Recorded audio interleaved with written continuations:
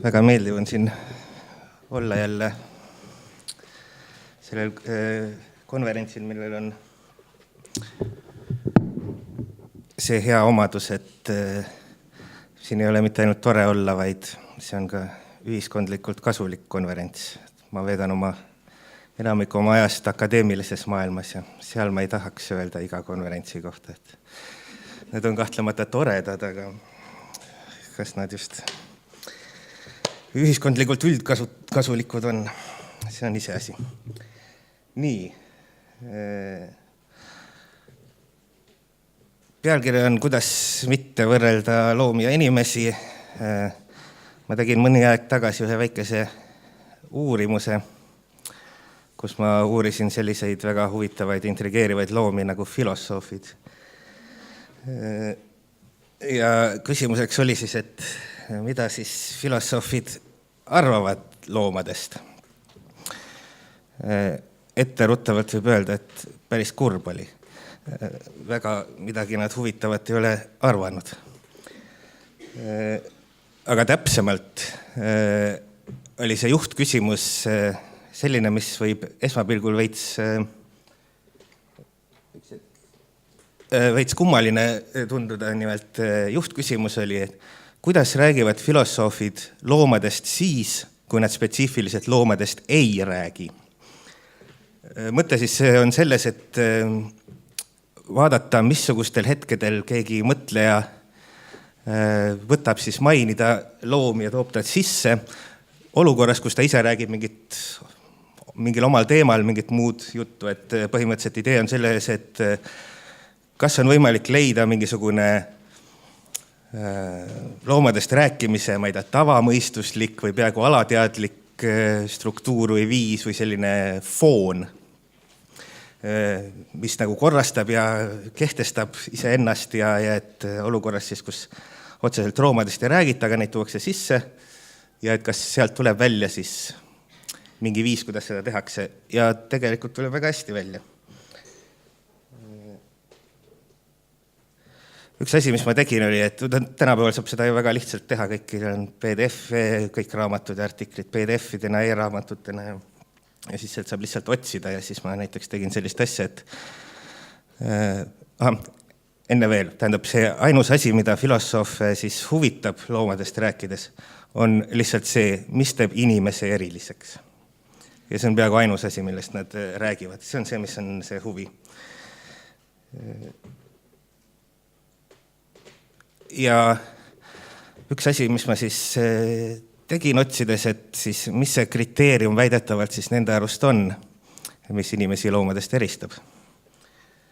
Ja hakkasin nimekirja koostama. Ma lõpuks jätsin selle tegevuse pooleli siis, kui neid mingi 30-40 tükki hakkas juba kokku saama. Sest siis selgus, et see mõte selle eristuse tegemisel on kuskil mujal, kui saada midagi teada loomade kohta või inimeste kohta.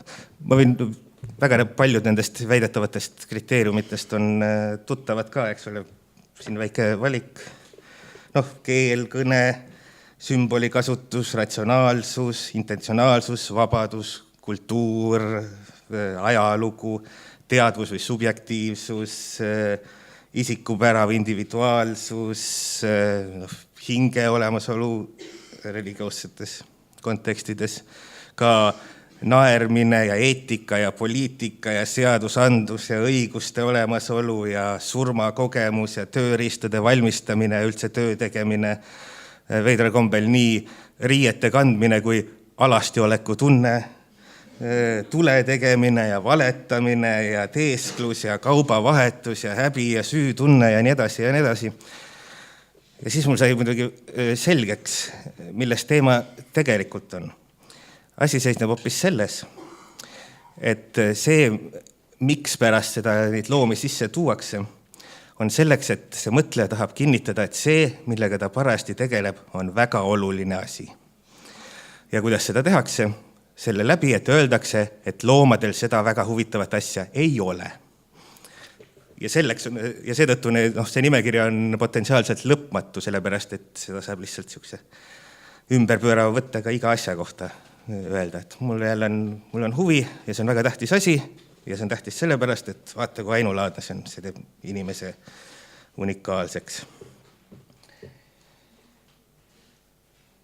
Niisiis.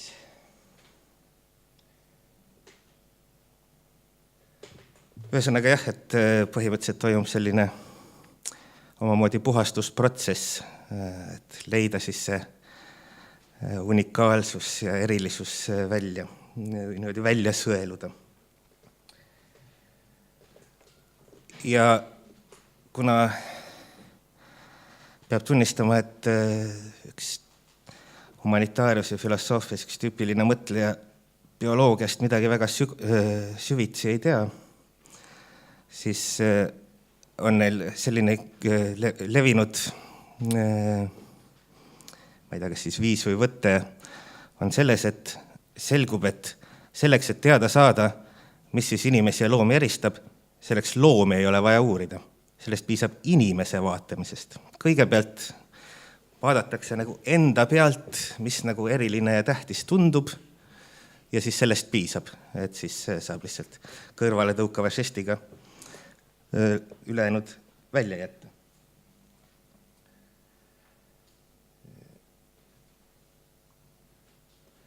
Ehk siis sellest järeldub lihtsalt, et mis on siis see kõige levinum tunnus, mida kõik loomad omavahel jagavad. Nimelt see, et neil on puudu midagi, puuduolek.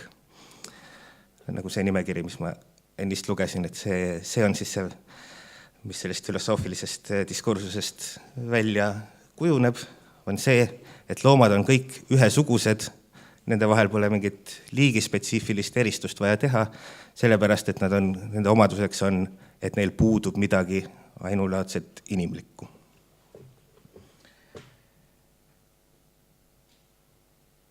Ehk siis sellele lisandub veel see huvitav asi, et kui vaadata jälle seda retoorikat või kõnepruuki, siis kui räägitakse teistest elusolenditest peale inimese ja märgatakse neis midagi erinevat, midagi erilist, mingisugust huvitavaid liigispetsiifilisi tunnuseid, siis nad on lihtsalt üksteise suhtes erinevad. Üks liik ja teine liik, ühel on ühed tunnused, teised tunnused. Nad on kaks liiki looduses, on lihtsalt omavahel erinevad. Aga kui märgatakse seda sama siis inimeste puhul, siis inimene ei ole mitte erinev teistest, vaid nende suhtes ainulaadne ja eristuv.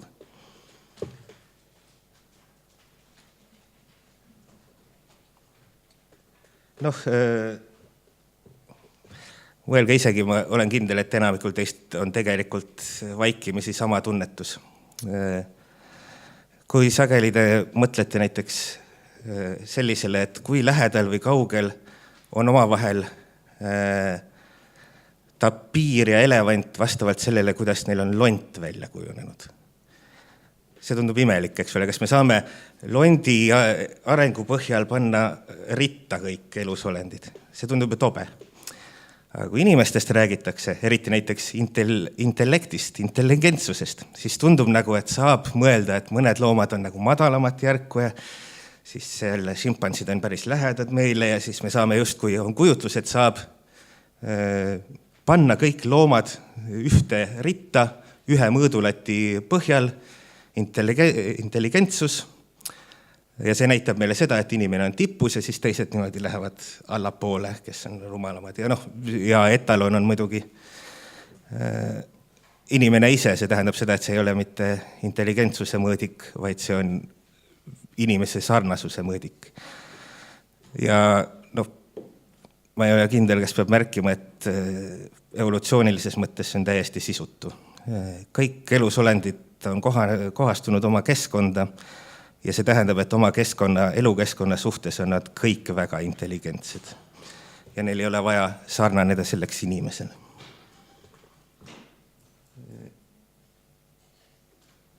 Siin on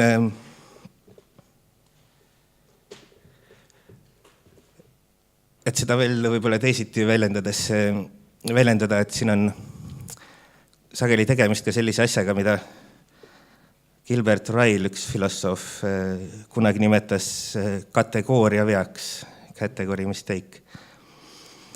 Mõte on lihtne ja sirgjooneline, omavahel saab võrrelda ainult samasuguse üldistusastme või samasuguse abstraktsusastme nähtusi. Ta rääkis tal olid mingid muud näited ülikoolist ja kuidas ülikooli hooned ei ole ülikool kontseptsioonina, aga see kehtib ka inimeste ja loomade võrdlemises, sest inimesed ja loomad ei ole samasugused kategooriad. Elementaarsel viisil inimesed on samuti loomad. Seetõttu ainus mõistlik võrdlus, mis saab üldse olla, on ainult teise liigiga. Mitte siis loomadega kui sellistega. Ja et seda teravalt välja tuua, mõelge 2 lausele. Need 2 järgmist lauset on täpselt ühesuguse struktuuriga. Esiteks, inimesed on targemad kui loomad ja teiseks, minu Ford Escort on kiirem kui autod.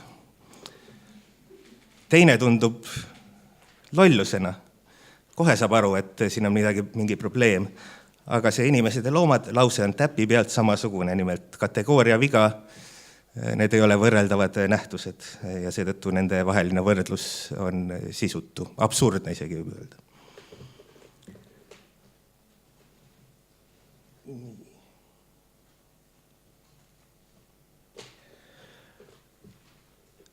Ja võib-olla te märkasite või ma ei tea, kas te panite tähele, et kui ma lugesin selle lõpmatu nimekirja ette, siis seal ei olnud tegelikult,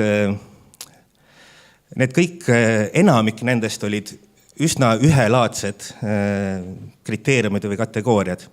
Nimelt need olid kõik kas vaimsed või vähemalt mingil viisil vaimsele taandatavad või üleviidavad, ratsionaalne mõtlemine, keelevõime ja nii edasi, kultuur, eks ole, traditsioonilised vaimunähtused, aga ka näiteks tööriistade valmistamine on oluline ainult selle poolest, et see on selline, see töö tegi ahvist inimese, et see on ka selline eriline vaimne tegevus. Või et pöidlad, mis tundub olevat bioloogiline, aga ta on kõnekas ainult selle tõttu, et see võimaldab valmistada tööriistu ja see on vaimne tegevus, vaimse abil maailma ümber muutmine. Ja seetõttu ta on taandatav just sellele. Samamoodi 2 jalal kõndimine, eks ole, et käed vabanevad töö tegemiseks. Sest kuidas teile tundub, see on kuidagi intuitiivselt mõnes mõttes vastuvõetav, aga väga pentsik selles mõttes, et on väga palju muid asju ka, mis on puhtalt täiesti inimomased, mida teistel loomadel ühelgi ei eksisteeri. Näiteks sellised asjad nagu rõuged, smallpox, mõnedel teistel liikidel on oma spetsiifiline see rõugeviiruse tüüp, aga ainus haigusvektor rõugetel on inimesest inimesele. Loomadelt seda ei pärine. Järelikult täiesti inimomane, aga kas filosoofilisi mõtlejaid see huvitab? Ei huvita, sest rõhk on alati ainult vaimsetel nähtustel.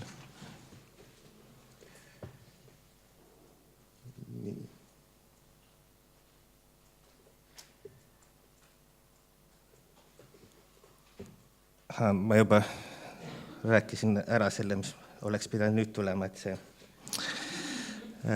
madalamast kõrgemasse ritta seadmine. Jah, et siis ma kordan ennast juba, aga et see idee, et inimene on mõõdulatt ja siis tundub, et mõistlik on tema abil mõõta lähedust ja kaugust. Ja funktsioon on alati siis, mida see kategooria loomad kui sellised teevad, eks ole, see on alati selliseks halliks taustafooniks, taustamassiks, mille eesmärgiks on siis inimese erilisust esile tuua.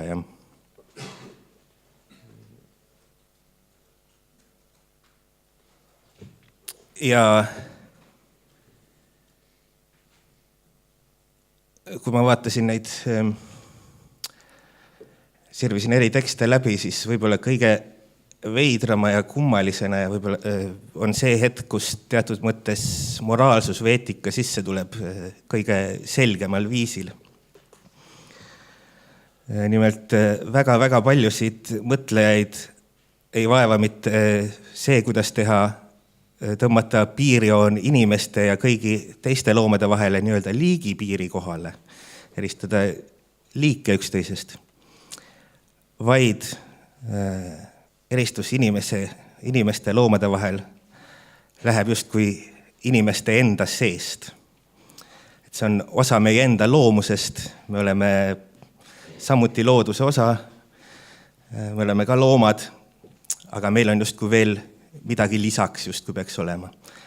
Ja väga palju eetilisi mõtteid näevad vaeva selleks, et rääkida, kuidas see elajalik, see loomne iseendas maha suruda, sellest lahti saada, seda põlata ja eemale tõrjuda.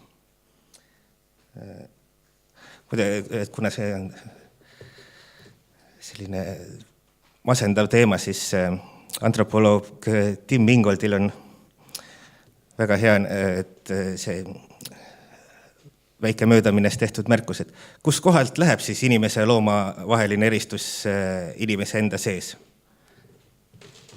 Siit. Umbes selle koha pealt. Seda sellepärast, et üleval pool siin on meie vaim, meie mõistus ja käed töö tegemiseks ja nii edasi.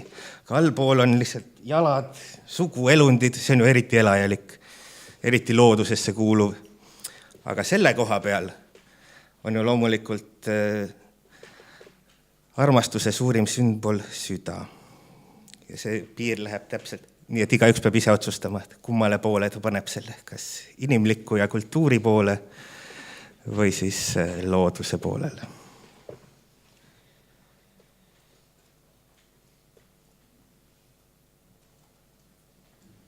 Nii.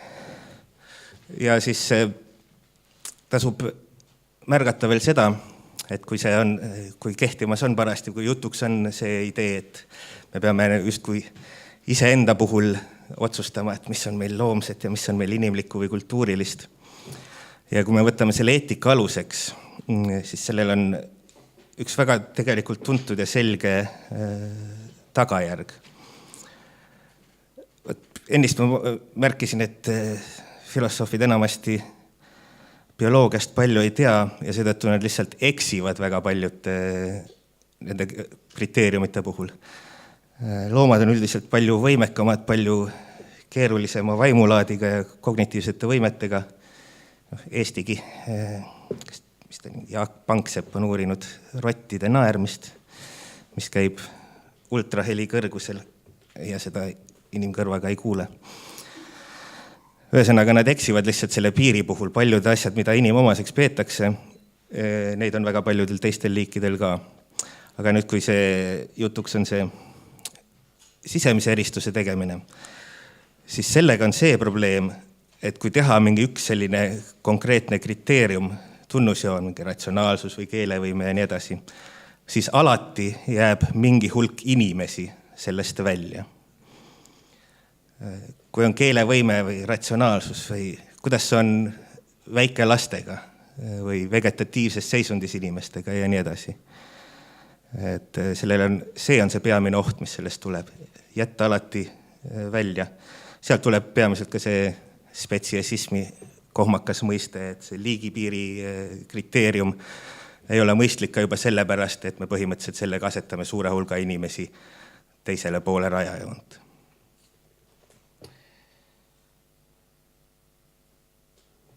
Nii. Mul oleks veel mitmeid asju rääkida, aga ma tean. Ma lihtsalt mõtlen, et mida siin valikuliselt võtta. Kuna teemaks on selline retooriline inimerilisuse piirikaitse, mida ma siin tahaks kritiseerida, siis neid meetodeid on veel mitmeid ja mitmeid. Antropomorfism. Kui te hakkate vaatama, mis on antropomorfism, siis te kiiresti märkate, et enamasti see on esitatud etteheitena või süüdistusena. See on viga, mida tehakse, sest antropomorfism, see on inimomaste tunnuste projitseerimine teisele elusolendile. Ja sageli on see muidugi mõistlik ja õige.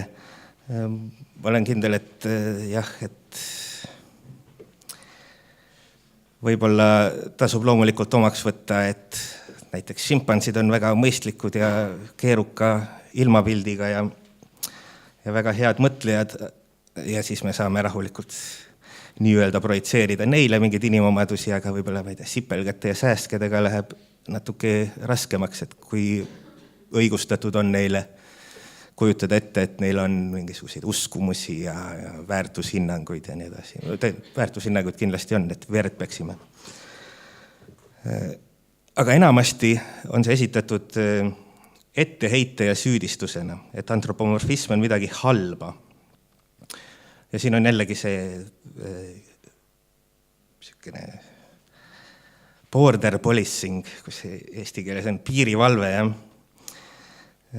see on järjekord enamasti, ma tahan öelda seda, et enamasti antropomorfismis süüdistamine ei ole siiras või teadmispõhine.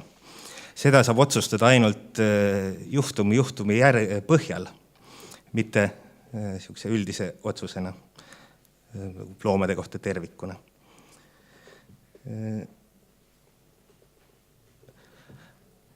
Ma tahtsin rääkida ka veel sellest, kuidas, kuna see on loomaõiguse konverents, kuidas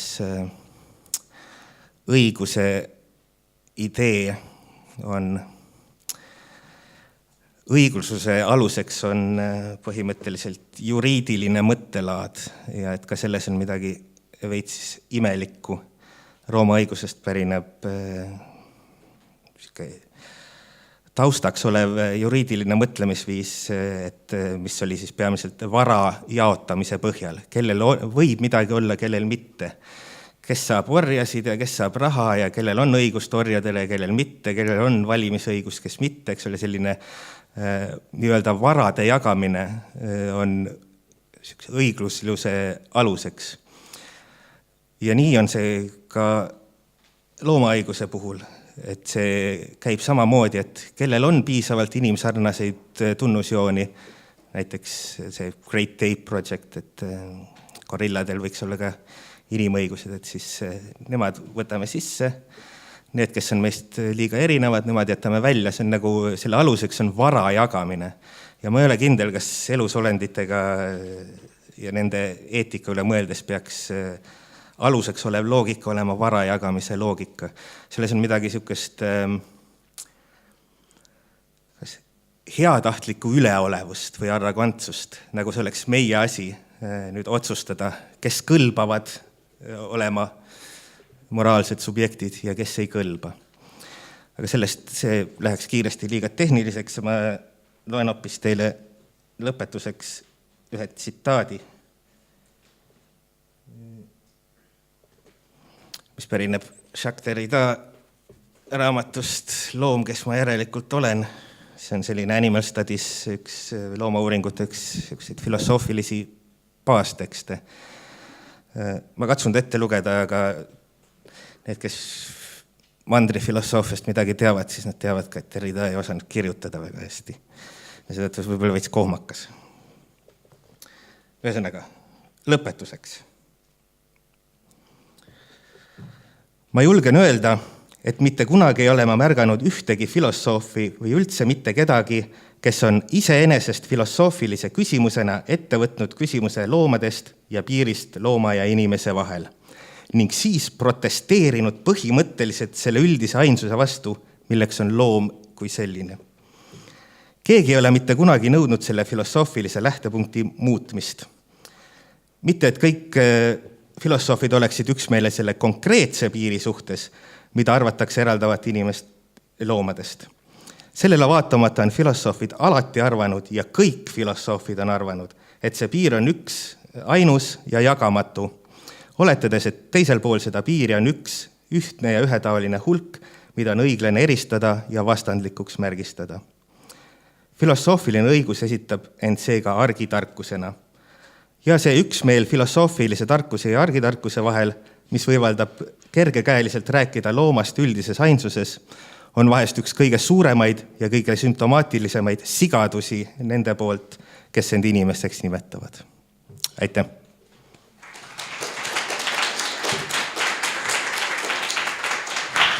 Aitäh, Silver! Küsimused? Kas oli väga kuri või? Nii, üks küsimus.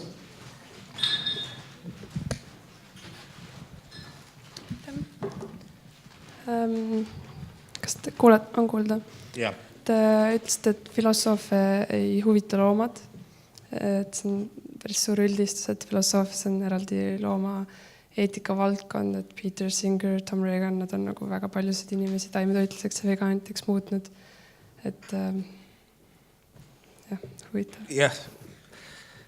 Kiusu pärast tegin selle üldistuse. Ma loomulikult tean seda väga hästi ja lisaks humanitaarias laiemalt ja filosoofias ka viimased vähemalt 20 aastat on kogu see animal studies, critical animal studies ja muud sellised asjad sisse tulnud.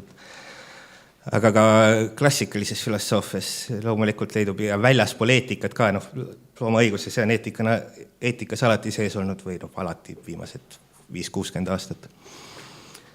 Esimesed loomaõigusliikumised vist hakkasid 1830-ndatel peale. Aga ka jah, ka väljaspool spetsiifiliselt eetikat on Merleau-Ponty, kellel on eraldi raamat loodusest ja loomadest Jakob von Uexkülli põhjal. See on siis see Balti, Saksa, Eesti päritolu tegelane oma ilma mõistega, et missugune on teiste elundite subjektiivne või siseilm, oma ilm, meie oma Eesti mõtleja. Ja Nietzschel oli palju seda, ja eks ole, et ma natuke kiusu pärast tegin selle üldistuse. Kas on neid küsimusi? Minul on. Sul oli selline hästi heas mõttes kriitiline lugu või jutt, see tahes-tahtmata kuidagi, mitte just, et kus saab vastu vaidlema, aga tõesti nagu peaaegu et ärgitab, eks. Said õigesti aru. Just, et mõnes mõttes tahakski võib-olla küsida, et aga ometi mingist küljest, ja see on puhas antropomorfismi all, aga kui ma ütleks, et aga kui mõni teine liik looma mõtleks ka, siis kas nemad ei lähtuks ka täpselt samamoodi enda keskselt, et kui meie käsitleme maailma inimkeskselt, siis kas me oleme selles mõttes kuidagi rohkem siis in the wrong kui näiteks sipelgad, kes lähtuvad sipelga keskselt maailmasse? Et kas kõik teised loomad oleks sama egotsentrilised nagu inimesed? Jah. Kes teab, võib-olla tõesti.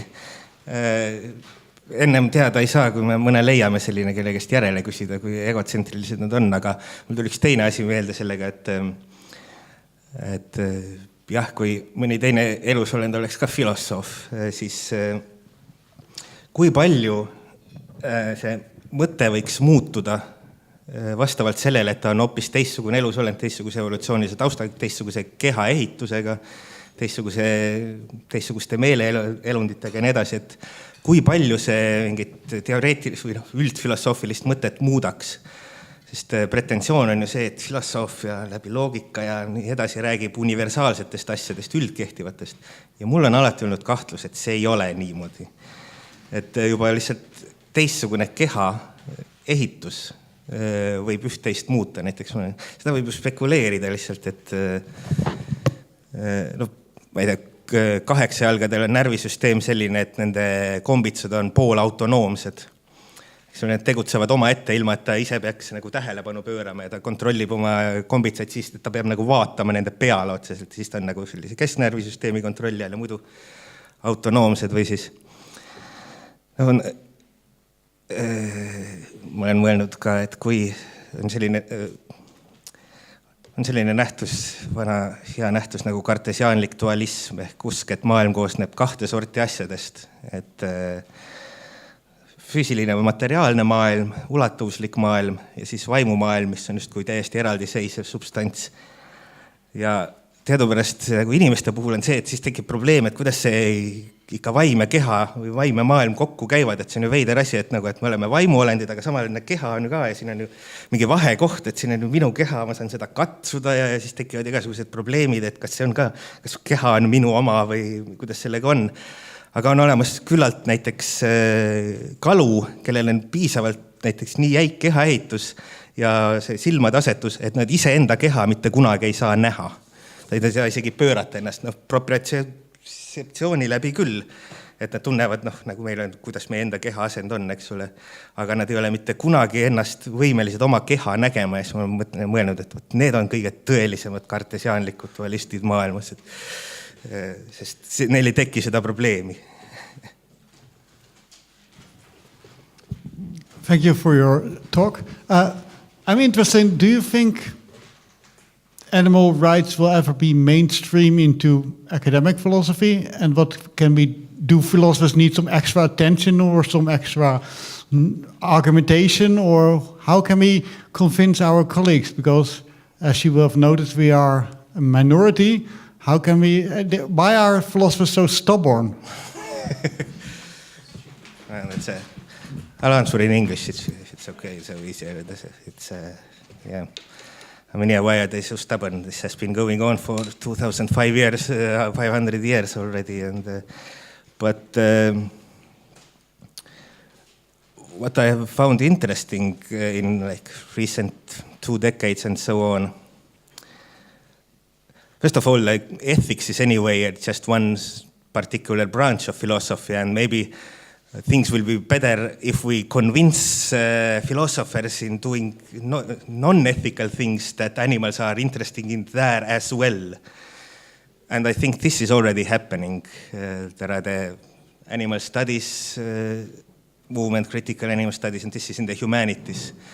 There are even more, like there are more sort of abstract things. For example, there are things called speculative realism, and object-oriented ontology, which is about things, like the nature of the physical world as well. So I think for a lot of people in philosophy and the humanities, at some point simply there was this sort of breaking point, some roughly 2 decades ago, perhaps, that everybody always talks about language and discourse and mental representations and so on. Just to talk about things is to talk about human representations of those things. What's in our head about these things, not the things themselves or the animals. I got the feeling that a lot of thinkers just became fed up with that. And then they turned to animals or even cognitive sciences, biology, the things, and so on. So I think this, in some broad sense, this movement is already happening. Luckily. Olgu, suur aitäh, Silver. Teeme veel ühe aplausi.